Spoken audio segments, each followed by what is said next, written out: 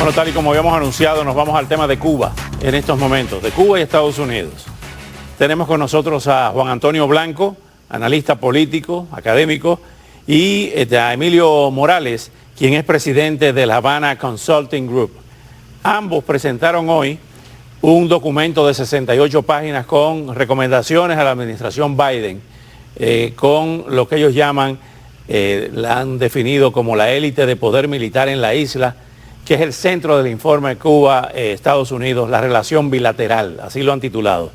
Es un verdadero placer tenerlos aquí esta noche y agradecerles su gentileza de venir al programa primero aquí, luego de su conferencia de prensa en el día de hoy. Juan Antonio y Emilio, ¿en qué consiste este informe? ¿Por qué lo han hecho? ¿Y cuál es la idea? Adelante. Emilio. Bueno, el informe es un informe técnico que evalúa y analiza la situación actual en la que se encuentra el gobierno cubano. A raíz de que varias organizaciones están forzando un segundo deshielo con La Habana, en ninguno de los documentos que se ha publicado o se ha hecho público ha habido un análisis de verdad certero, profundo, de lo que realmente acontece en estos momentos y de lo que pasó en los últimos 6 años en las relaciones entre ambos países, incluyendo lo que pasó con el deshielo con Obama.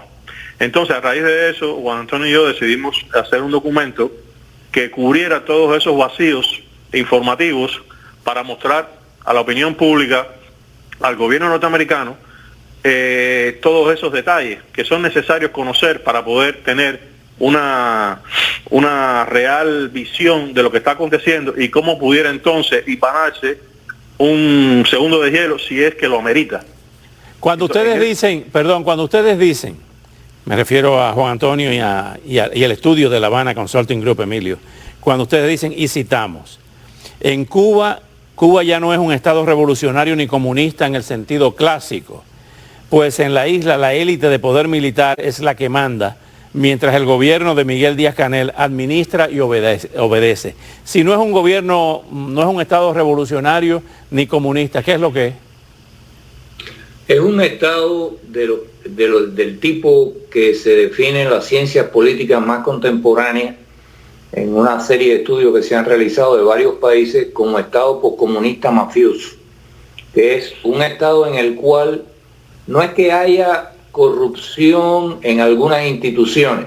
Hay gente que piensa que México, que Italia, por la presencia de las mafias, son estados mafiosos. No, son democracias con alto grado de corrupción.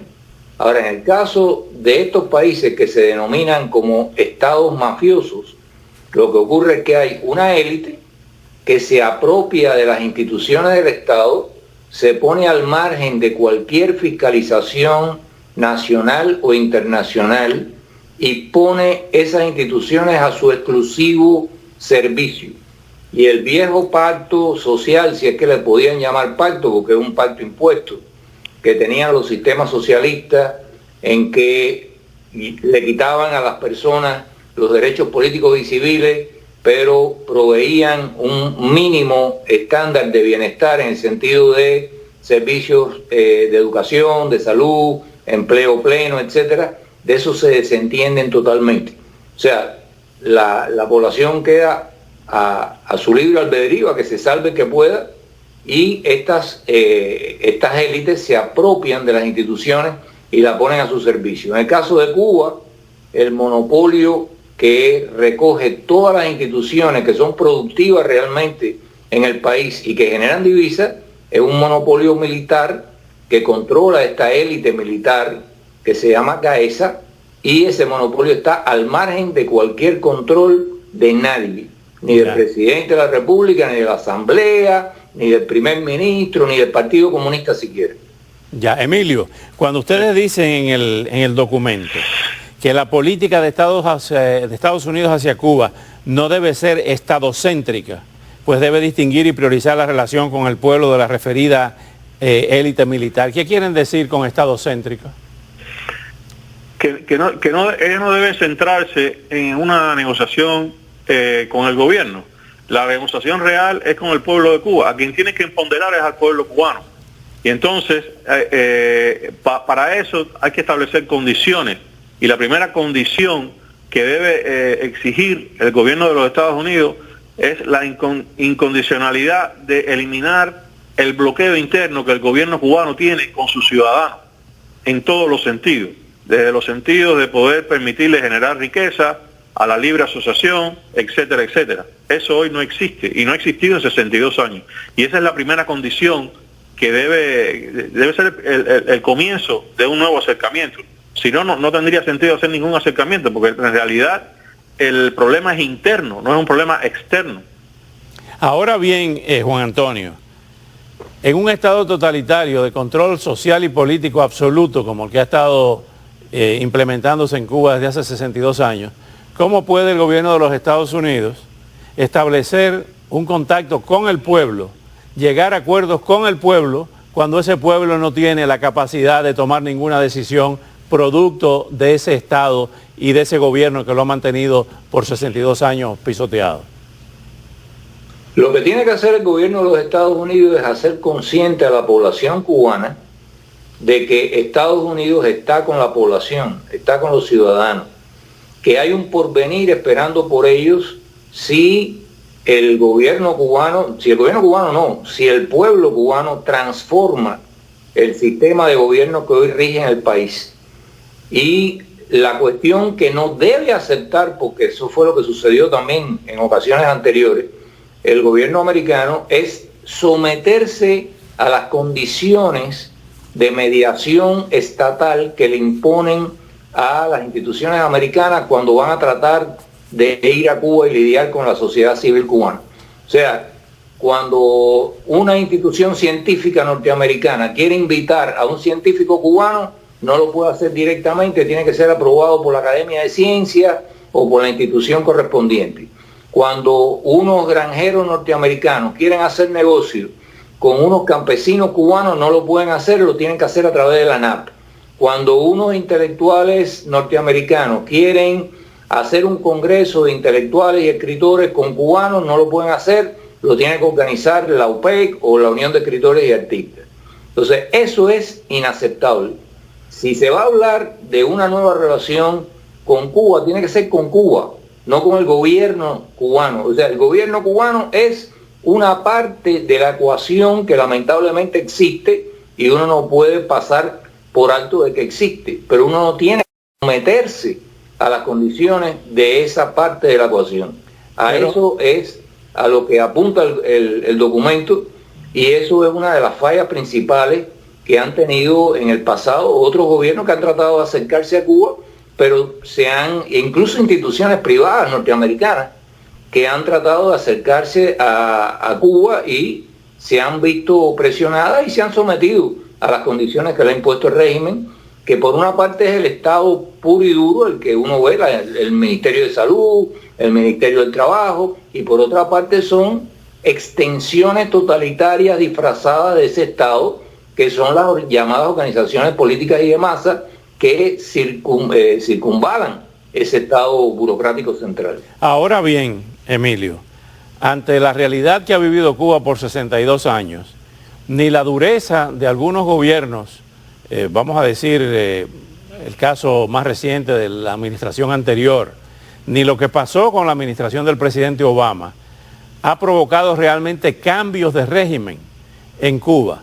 La respuesta al discurso del presidente Obama entonces, por parte de Raúl Castro, fue que la revolución cubana no iba a moverse un milímetro de sus principios, prácticamente una reiteración de la declaración de atrincheramiento.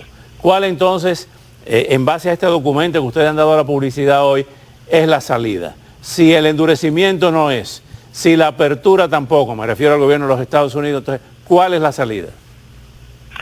Bueno, hay que ver que en estos momentos las condiciones por las que atraviesa el gobierno cubano, yo diría que es el momento más vulnerable que ha tenido la revolución en 62 años. ¿Por qué? Primero que todo, porque es una economía en bancarrota, una economía que no produce absolutamente nada, una economía totalmente endeudada. Ya hasta los socios estratégicos, los políticos, los más fuertes que tiene el gobierno, le han dado la espalda con los créditos. Ya Rusia le acaba de suspender 50 proyectos que se habían acordado a raíz de la condonación de la deuda externa de casi 29.000 millones de dólares. Solo tienen que pagar 3.000. China ha hecho lo mismo. En los últimos 5 años la importación de productos chinos ha caído un 75%. Y no es porque los chinos no le quieran vender a Cuba, es sencillamente porque Cuba no les paga. Y las cuentas son claras, ya les han dicho que si no hay pago, no hay nada. Entonces, bajo esas condiciones, lo único que le queda a ellos es cambiar internamente, si no, se van a hundir ya ellos mismos. Los chinos decían no tiki, no laundry. Gracias a Juan Antonio Blanco y gracias a Emilio Morales por toda esa valiosísima información. Ya regresamos con la destacada periodista venezolana Sebastiana Barraez, que revela en detalle la proliferación de grupos armados que controlan ya gran parte del territorio de Venezuela. No se lo pierda. Bueno, como habíamos anunciado, vámonos a Venezuela con Sebastiana Barraez. Programa para gran satisfacción de todos nosotros y de ustedes, la brillante periodista venezolana Sebastiana Barraez, quien continúa en sus trabajos de investigación sobre el tema militar, político-militar en su país, en Venezuela. Sebastiana, siempre es un gustazo tenerla en el programa. Cuéntenos cuál es la situación de estos grupos irregulares y si realmente ha tomado el control del país, por lo menos de la cúpula gobernante, Vladimir Padrinos en vez de Nicolás Maduro u otros altos funcionarios de ese gobierno. La realidad que nosotros estamos viviendo en el territorio venezolano sin duda que nos ha enfrentado al problema de la presencia de los grupos irregulares y, por cierto, ya no solo de la guerrilla, que tradicionalmente pues habían permeado el territorio venezolano. En este caso lo están ocupando en nuestro territorio, también con grupos paramilitares y con grupos de bandas criminales, en este caso específicamente grupos del narcotráfico, que pelean el territorio para sus intereses particulares. Esto es terrible, Oscar, porque sencillamente las grandes víctimas es la población común y corriente, la que además viene padeciendo una brutal crisis económica y entonces, para colmo, pues tiene que enfrentarse a esta situación de la presencia de grupos y ante la complacencia del gobierno venezolano y específicamente del alto mando militar. Esa es nuestra realidad en Venezuela. ¿Ha cambiado el discurso de Vladimir Padrino con relación a las FARC? Sí, recordemos que nosotros teníamos una fuerza armada antiguerrilla. Se preparó para eso, nosotros habíamos enfrentado el fantasma de las guerrillas y la situación de la guerrilla, específicamente en el caso de Colombia, del país cercano. Pues la verdad es que asombrosamente el ministro Vladimir Padrino López ha cambiado totalmente su discurso. Yo recuerdo incluso que en el año 2018 hubo un evento interno dentro de la Fuerza Armada con el generalato, donde entre otras cosas él tuvo el mandato expreso de los generales del país para el combate de la guerrilla. Allí él expresó de manera muy apasionada que había que enfrentar a los grupos irregulares, llámense paramilitares o guerrilla colombiana o cualquier grupo armado. Y reivindicaba en ese momento la necesidad de que la Fuerza Armada cumpliera con la Constitución que le indica el monopolio de las armas. Bueno, asombrosamente, pues el ministro Padrino ahora pregona que a las Fuerzas Armadas Revolucionarias de Colombia, es decir, a esta guerrilla, poderosa guerrilla colombiana, pues se le han violado los acuerdos de paz y que sencillamente eso es lo que justifica que exista en estos momentos lo que se llama la Nueva Marquetalia, que es un grupo dirigido por destacados comandantes de las Fuerzas Armadas Revolucionarias de Colombia. Lo asombroso es que Padrino puede pensar lo que a él bien le parezca en relación con la guerrilla, pero es asombroso que sencillamente haga silencio ante la presencia de la guerrilla no solo en el territorio venezolano, sino además que ha asesinado a militares venezolanos. Eso es una cosa realmente asombrosa e inconcebible. No sé qué tipo de bebida o de pastillas tomó el ministro para haber cambiado tan radicalmente en su posición ante la guerrilla colombiana. Tú revelas también en tu trabajo, en tu nota, que no solamente se ha relacionado abiertamente con la guerrilla colombiana, sino con los intereses de Irán, de Rusia, con el respaldo o el asesoramiento de la inteligencia cubana. Sí, nosotros hemos visto en los últimos años esa simpatía que ha tenido Padrino por la revolución bolivariana, por la revolución cubana y específicamente por los rusos. Yo puedo decir que quizás la cercanía con los iraníes no sea precisamente con él, sino con el ministro Tarek El Aissani, porque es que tenemos una realidad en Venezuela. Nosotros tenemos altos funcionarios del gobierno, aliados, simpatizantes o enamorados de grupos terroristas, de grupos armados, en detrimento de la sociedad venezolana. Esto es lo que en términos reales se llama traición a la patria. Se ha traicionado al pueblo venezolano para beneficiar a intereses bastardos de un grupo de organizaciones criminales extranjeras que han visto en Venezuela un gran botín, no solamente de guerra, sino para sus intereses, incluso ideológicos, para enfrentar a los Estados Unidos o lo que ellos llaman el mundo occidental.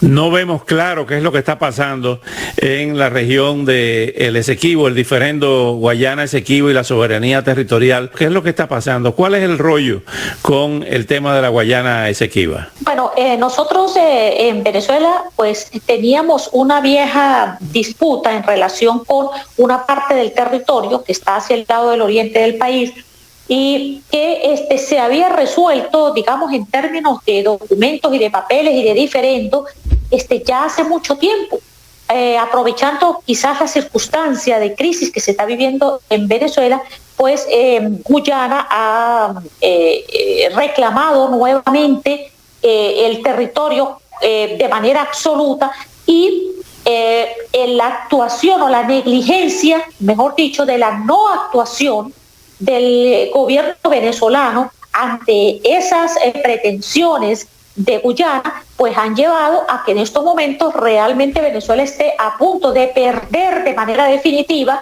lo que es lo que se llama el territorio de la Guayana Esequiba. Lo asombroso es que Padrino va a una reunión con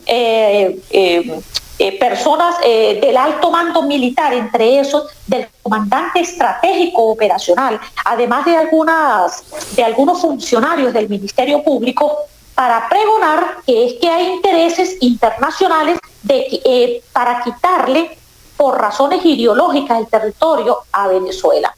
La verdad es que sencillamente la Cancillería venezolana no actuó a tiempo, no respondió a tiempo, y por estar involucrados en diatribas internas y por intereses que han tenido en otras cosas, como por ejemplo defender a Al-Assad, en el cual sí han invertido bastante dinero, estrategia y relaciones diplomáticas, pues se descuidaron con este tema del territorio Esequibo, que Venezuela está a punto de perder.